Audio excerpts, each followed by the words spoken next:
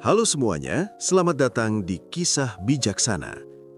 Jadi, selain kisah inspirasi dan motivasi, untuk kedepannya, kita juga akan menyajikan video edukasi lainnya di channel ini. Karena banyak edukasi penting dan bermanfaat lainnya yang tidak bisa disampaikan melalui kisah atau cerita. 5 ide usaha di desa, minim pesaing, modal kecil.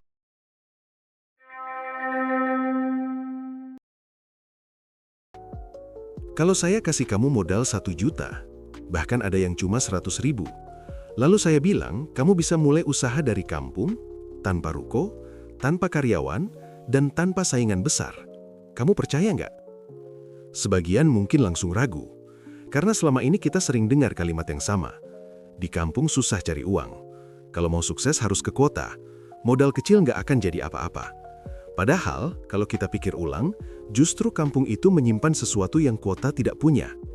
Di kampung, lahan kosong masih banyak. Di kampung, banyak bahan baku bisa didapat gratis. Di kampung, persaingan tidak seketat di kota. Dan yang paling penting, biaya hidup di kampung jauh lebih rendah. Artinya apa? Artinya, tekanan untuk langsung besar itu tidak ada. Kita bisa mulai dari kecil, pelan, tapi stabil. Dan hari ini, saya tidak akan membahas usaha yang sudah umum. Saya tidak akan membahas usaha yang semua orang sudah tahu. Yang akan kita bahas adalah 5 ide usaha yang mungkin terdengar berbeda. Mungkin terdengar tidak biasa, tapi justru disitulah kekuatannya. Karena ketika kamu berani mengambil jalur yang jarang dilalui, kamu tidak ikut bersaing. Kamu menciptakan ruang sendiri. Dan yang lebih menarik lagi, semua ide ini bisa dimulai dengan modal di bawah 1 juta. Bahkan ada yang bisa di bawah 100.000 kalau kamu kreatif. Jadi sebelum kita masuk ke ide pertama, saya ingin kamu ubah dulu satu pola pikir. Jangan lagi berpikir, apa usaha yang paling laris? Tapi mulailah bertanya, apa usaha yang belum banyak orang jalankan, tapi punya kebutuhan nyata? Karena disitulah peluang sesungguhnya berada. Sekarang, mari kita masuk ke bagian berikutnya, dan kita mulai membedah satu persatu. Kalau kita perhatikan, ada satu kebiasaan yang sering terjadi ketika seseorang tinggal di desa atau kampung. Setiap kali membicarakan masa depan, yang muncul selalu satu kalimat. Kayaknya harus merantau deh. Seolah-olah sukses itu identik dengan kota. Seolah-olah uang hanya berputar di tempat yang macet dan penuh gedung tinggi. Padahal, kalau kita lihat lebih jernih, kota itu mahal. Sewa tempat mahal, makan mahal, persaingan ketat, belum lagi tekanan gaya hidup.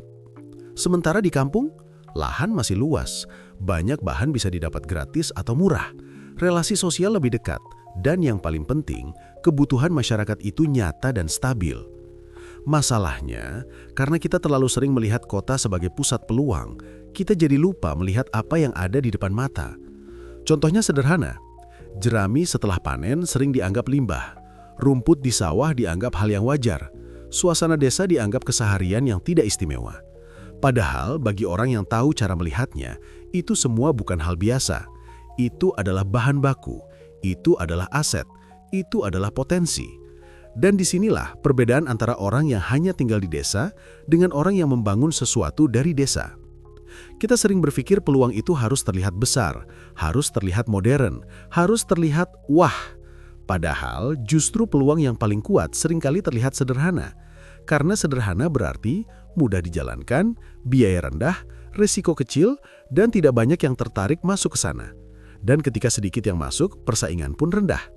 Itulah kenapa saya bilang tadi, masalahnya bukan di kampungnya, masalahnya di sudut pandang kita. Kalau kamu terus mencari usaha yang sama dengan orang lain, maka kamu akan berada di antrean yang sama dengan orang lain. Tapi kalau kamu berani melihat celah yang tidak dilirik, kamu bisa jadi yang pertama. Dan menjadi yang pertama itu berbeda rasanya. Kamu tidak perlu perang harga, kamu tidak perlu promosi besar-besaran, karena kamu hadir sebagai solusi, bukan sebagai pesaing. Nah, sekarang setelah kita sepakat bahwa peluang itu sebenarnya ada di sekitar kita, mari kita masuk ke ide pertama. Dan ini adalah contoh paling nyata bagaimana sesuatu yang dianggap musiman dan biasa bisa berubah menjadi peluang yang sangat menarik. Kita mulai dari yang paling unik dulu. Ide usaha di desa minim pesaing yang pertama adalah budidaya jamur merang.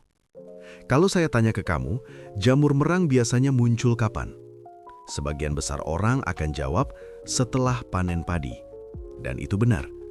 Jamur merang dikenal sebagai jamur musiman. Ia tumbuh alami di jerami bekas panen.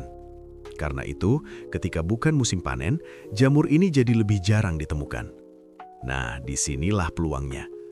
Kalau sesuatu itu dicari orang, sudah dikenal rasanya yang lezat dan sudah biasa dikonsumsi, tapi ketersediaannya terbatas karena musiman, maka siapapun yang bisa menyediakannya di luar musim, dia punya keunggulan. Dan yang menarik, budidaya jamur merang ini tidak butuh lahan luas. Bahkan, dengan ukuran 2x2 meter saja, kamu sudah bisa mulai. Sekarang, kita bahas logikanya dulu. Di kampung, jerami bukan barang mahal, bahkan sering dianggap limbah. Bambu dan kayu untuk membuat rangka juga relatif mudah didapat. Penutupnya bisa pakai plastik murah. Artinya, sebagian besar komponen utama justru bukan yang mahal. Yang biasanya jadi biaya terbesar adalah bibit jamurnya, atau sering disebut juga sebagai biang atau spon jamur. Untuk skala kecil, harganya bisa sekitar puluhan ribu rupiah. Kalau kamu kreatif dan memanfaatkan bahan sekitar, modalnya benar-benar bisa ditekan sangat rendah. Sekarang, pertanyaannya apakah sulit? Tidak juga. Cara budidayanya bisa kamu pelajari di video YouTube yang sudah saya tautkan di deskripsi video ini. Secara garis besar prosesnya seperti ini. Pertama, jerami direbus di air mendidih. Kedua, disusun di media tanam yang sudah disiapkan. Ketiga, media tersebut ditutup dan dijaga suhunya agar stabil. Keempat, bibit ditebar dan dibiarkan berkembang dalam kondisi yang terkontrol. Kunci utamanya ada di kelembapan dan suhu media. Dan poin plusnya, jamur merang termasuk cepat tumbuh. Dalam waktu relatif singkat, kamu sudah bisa mulai panen jika perawatannya tepat.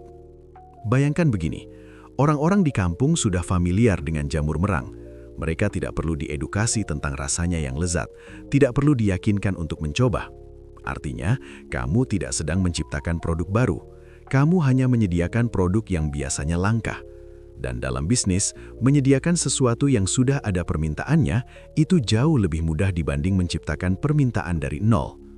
Sekarang, kita bicara soal posisi kamu. Kalau di desa sekitar belum ada yang membudidayakan jamur merang secara konsisten, kamu bisa menjadi pelopor. Dan menjadi pelopor itu artinya kamu punya ruang.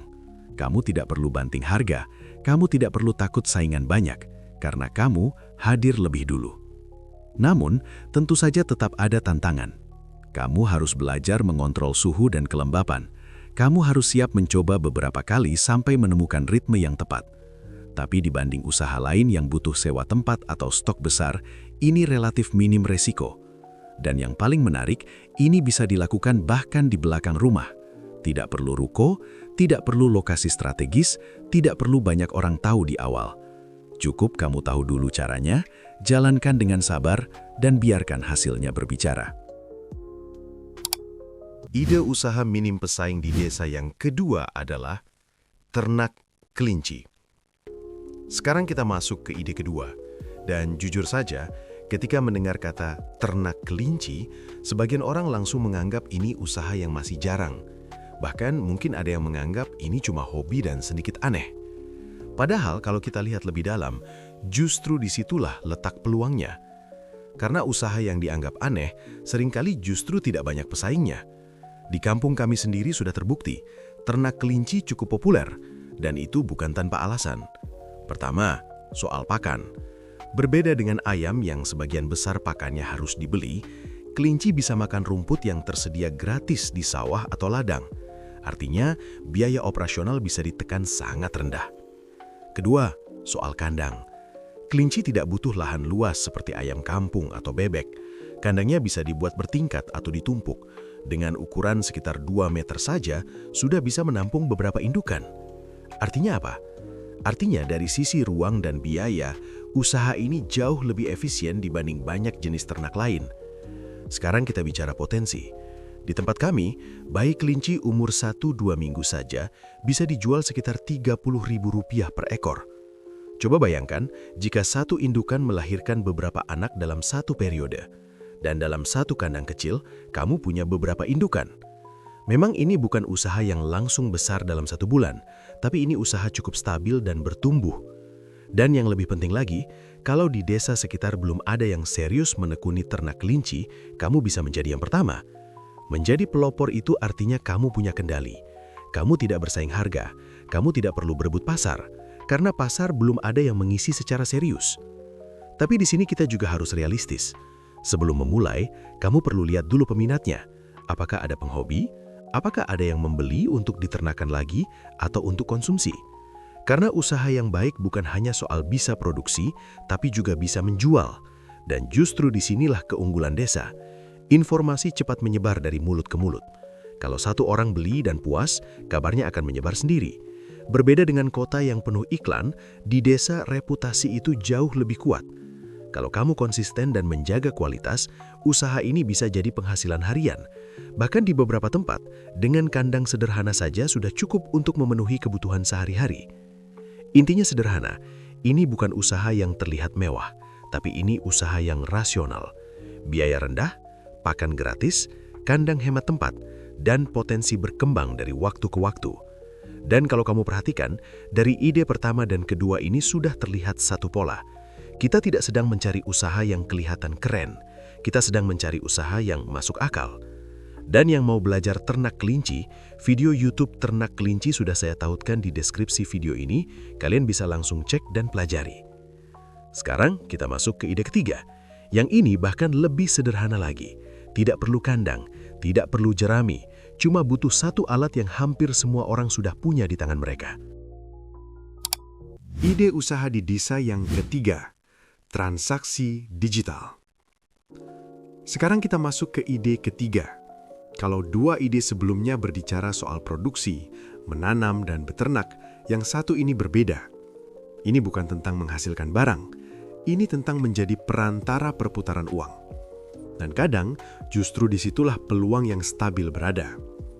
Hari ini, hampir semua orang sudah mengenal transaksi digital. Dana, GoPay, OVO, ShopeePay, pulsa, listrik, bahkan tarik tunai tanpa kartu. Tapi pertanyaannya, apakah lokasi transaksi sudah tersedia dekat dan mudah? Jawabannya, tidak. Untuk melakukan semua transaksi itu, di kampung biasanya kita harus pergi ke jalan besar dulu, dan itu cukup merepotkan. Dan juga sebagian orang kampung belum terbiasa melakukannya sendiri. Terutama di desa atau kampung, masih banyak orang yang tidak punya mobile banking, tidak terbiasa transaksi lewat aplikasi, atau sekedar lebih nyaman datang ke orang yang mereka kenal. Nah, disinilah kamu bisa masuk. Dengan modal sekitar 300.000 sebagai saldo awal, ditambah 1 HP dan papan kecil penanda layanan, kamu sudah bisa mulai. Keuntungannya memang tidak besar per transaksi, kadang hanya 1.000, 2.000, atau beberapa ribu rupiah. Tapi, yang membuat usaha ini menarik bukan margin per transaksi, melainkan frekuensinya. Pulsa dibutuhkan rutin, listrik prabayar dibeli berkala, top up saldo sering dilakukan, tarik tunai dibutuhkan saat mendesak.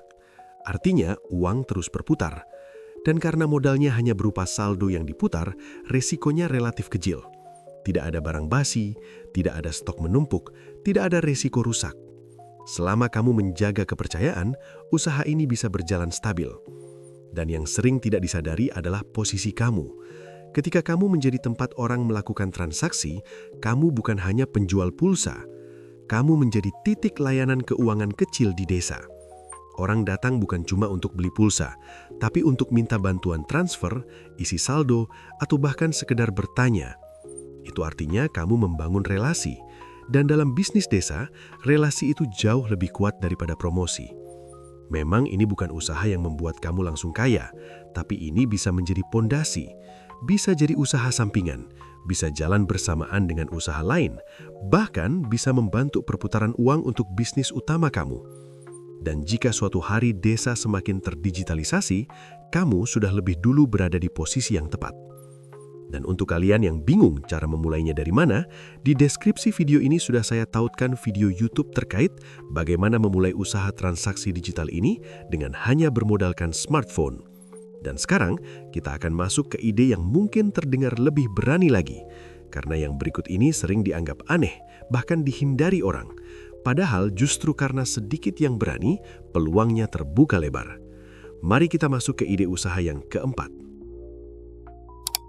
Ide usaha minim pesaing di desa yang keempat adalah ternak jangkrik. Sekarang kita masuk ke ide yang mungkin membuat sebagian orang langsung mundur sebelum berpikir. Ternak jangkrik. Banyak yang langsung merasa geli, banyak yang merasa ini usaha aneh. Namun justru karena itulah peluangnya ada. Coba kita pikirkan dengan tenang. Di sekitar kita, berapa banyak orang yang memelihara burung? Berapa banyak yang punya ikan hias? Berapa banyak yang butuh pakan hidup secara rutin? Dan berapa banyak orang yang pergi memancing? Jangkrik bukan sekedar serangga. Bagi penghobi burung dan ikan, ini adalah kebutuhan. Bagi pemancing, ini bisa menjadi umpan yang cukup mudah didapatkan. Dan kebutuhan itu tidak musiman. Selama burung dipelihara, selama ikan diberi makan, dan selama pemancing masih ada, jangkrik akan terus dibutuhkan. Sekarang kita lihat dari sisi usaha. Tempatnya tidak perlu luas, tidak perlu sawah, tidak perlu kandang besar. Kandang bisa menggunakan kotak atau box sederhana yang disusun rapi. Pakan relatif mudah didapat. Kalian bisa beri makan limbah buah dan sayuran yang bisa didapatkan dengan mudah di pasar atau dapur. Perputaran waktu panennya juga cepat dibanding banyak jenis ternak lain. Artinya apa? Artinya modal tidak terlalu lama tertahan. Dan karena tidak banyak orang mau masuk ke usaha ini, persaingan biasanya rendah. Sekarang bayangkan kalau di kampung kamu belum ada peternak jangkrik. Siapa yang akan jadi pemasok utama? Kamu. Siapa yang akan jadi rujukan pertama ketika ada yang butuh dalam jumlah banyak? Kamu. Inilah yang tadi kita bicarakan di awal, bukan soal usaha yang paling ramai, tapi usaha yang punya kebutuhan nyata dan belum banyak yang mengisi. Namun, tentu saja tetap perlu perhitungan. Kamu perlu tahu siapa pembelinya. Apakah ada penghobi burung di sekitar? Apakah ada toko pakan yang bisa diajak kerjasama? Karena sekali lagi, usaha yang baik bukan hanya bisa produksi, tapi juga punya jalur distribusi. Dan sekarang, dunia digital memudahkan semuanya.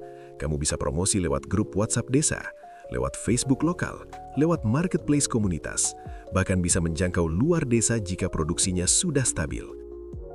Yang sering membuat orang gagal bukan karena usahanya buruk, tapi karena mereka takut terlihat berbeda. Padahal dalam bisnis, berbeda itu bukan kelemahan, berbeda itu keunggulan. Dan untuk kalian yang ingin mulai ternak jangkrik, kalian bisa belajar di YouTube, videonya sudah saya tautkan di deskripsi video ini. Dan sekarang kita masuk ke ide terakhir. Yang ini mungkin tidak butuh kandang, tidak butuh jerami, tidak butuh rumput, tapi justru memanfaatkan sesuatu yang selama ini kita anggap biasa. Suasana desa itu sendiri. Sekarang, coba kita balik cara pandang kita. Selama ini kita hidup di desa, melihat sawah setiap hari, melihat kebun, hutan kecil, sungai, aktivitas panen, masak dengan kayu bakar, suara ayam pagi hari, dan semua itu terasa biasa saja, karena kita terbiasa. Tapi bagi orang kota, itu bukan hal biasa. Bagi mereka, itu pengalaman langka dan bahkan nostalgia yang sangat dirindukan. Mereka hidup di tengah gedung, suara kendaraan, udara panas, dan rutinitas cepat. Ketika mereka melihat video tentang kehidupan desa yang tenang, alami, dan otentik, ada rasa rindu yang muncul. Dan disitulah peluangnya. Konten kreator desa bukan berarti harus langsung jadi YouTuber besar. Bukan berarti harus punya kamera mahal. Modalnya bisa cuma satu, HP. Yang dijual bukan kemewahan. Yang dijual adalah keaslian. Kamu bisa membuat konten tentang aktivitas di sawah saat pagi hari, proses panen atau menanam, memasak hasil kebun di tungku kayu, eksplor hutan atau sungai, kehidupan desa yang apa adanya. Dan yang membuat konten seperti ini kuat adalah ketenangan dan kejujurannya. Banyak channel luar negeri sukses hanya karena menunjukkan kehidupan desa yang sederhana, tanpa drama, tanpa gimik berlebihan. Orang menonton bukan untuk belajar teori, tapi untuk merasakan suasana, untuk mengobati kerinduan. Sekarang bayangkan kalau kamu konsisten. Awalnya mungkin penontonnya sedikit, tapi kalau kamu rutin, kualitas semakin baik dan cerita semakin matang, pelan-pelan penonton akan bertambah. Dan ketika sudah monetisasi, ini bisa menjadi sumber penghasilan tambahan. Bahkan lebih dari itu, kamu bisa mempromosikan usaha lain yang kamu jalankan. Misalnya, kamu budidaya jamur merang, kamu bisa dokumentasikan prosesnya. Kamu ternak kelinci, kamu bisa tunjukkan perawatannya. Artinya, konten ini bukan hanya usaha sendiri, tapi bisa menjadi penguat usaha lain. Yang perlu diingat, ini bukan usaha instan, ini usaha membangun audiens. Tapi kalau berhasil, ini bukan sekedar penghasilan harian, ini aset digital yang terus menghasilkan. Dan yang paling menarik, kamu tidak perlu meninggalkan desa untuk sukses. Justru desa itu sendiri yang menjadi nilai jual. Dari 5 ide tadi, kamu mungkin menyadari satu benang merah. Kita tidak sedang mengejar usaha yang terlihat keren. Kita mengejar usaha yang masuk akal, realistis, dan sesuai dengan kondisi desa. Dan sekarang, sebelum kita benar-benar menutup video ini, ada satu hal penting yang harus kita tegaskan. Kalau kamu perhatikan dari awal sampai sekarang, ada satu pola yang terus muncul. Kita tidak sedang membahas usaha yang ramai. Kita tidak sedang membahas usaha yang terlihat mewah. Dan kita juga tidak membahas usaha yang butuh modal besar. Yang kita bahas adalah usaha yang logis. Jamur merang memanfaatkan jerami yang dianggap limbah. Kelinci memanfaatkan rumput gratis. Transaksi digital memanfaatkan HP yang sudah ada di tangan. Jangkrik memanfaatkan kebutuhan penghobi yang jarang dilirik. Dan konten desa memanfaatkan kehidupan yang selama ini kita anggap biasa. Artinya apa? Artinya peluang itu sebenarnya dekat, sangat dekat. Masalahnya sering bukan di modal, bukan di desa, bukan di keadaan. Masalahnya ada di keberanian untuk mulai. Karena memulai itu tidak nyaman. Memulai berarti mungkin gagal. Memulai berarti mungkin ditertawakan. Memulai berarti keluar dari kebiasaan. Tapi justru orang yang hidupnya berubah adalah orang yang berani melewati fase itu. Sekarang pertanyaannya bukan lagi apakah ide-ide ini bagus. Pertanyaannya adalah dari 5 ini mana yang paling realistis untuk kamu mulai dalam 30 hari ke depan.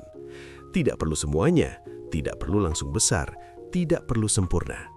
Pilih satu, fokus, pelajari dengan serius, jalankan pelan-pelan. Dan ingat, di desa keunggulan kita adalah biaya rendah dan persaingan kecil. Kalau dengan kondisi seuntung itu kita tetap tidak mulai, maka mungkin yang perlu diubah bukan tempatnya, tapi pola pikirnya. Kalau kamu serius ingin memperbaiki ekonomimu tahun ini, subscribe channel ini, karena ke depan saya akan bahas strategi yang tidak kalah menarik dari video ini. Terima kasih sudah menonton sampai akhir, dan sampai jumpa di video berikutnya.